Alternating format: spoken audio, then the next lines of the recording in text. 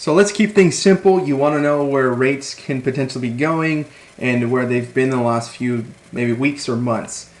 There are two ways that we analyze mortgage rates. One is technical, which is through charts, like you see this chart here, and the other is fundamental, which is using news. We will do both today. So let's look at this chart. Keep things simple. You can see that in general this chart is moving upward in this time period and then downward, and it looks like now in the last few weeks we are trending in an upward direction. This chart has an inverse relationship to mortgage rates. So whenever you see this chart go up, that's good for rates because that means rates are going down. Whenever you see this chart going down, that means mortgage rates are going up. So up is good, down is bad in this case.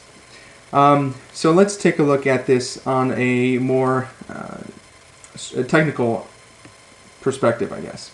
So we'll notice here that we have a bit of a gap between the last 3 days here. Actually, it was on Friday, and this was because unemployment figures came out way worse than expected.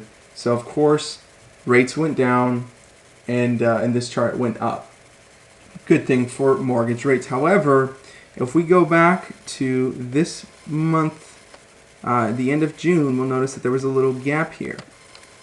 Right? You see that being. Let me show you in a little different way. So that gap here, right? But if we follow this gap a few days later, what happens?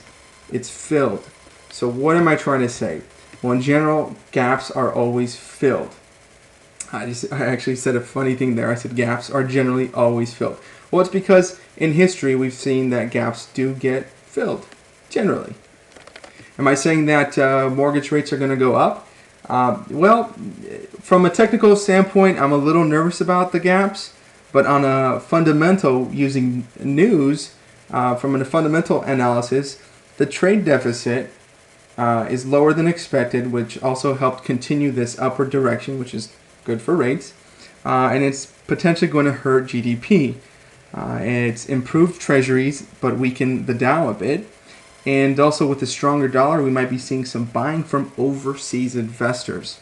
So again, the news makes me feel that rates will continue to improve, but I'm nervous about these gaps. So stay tuned.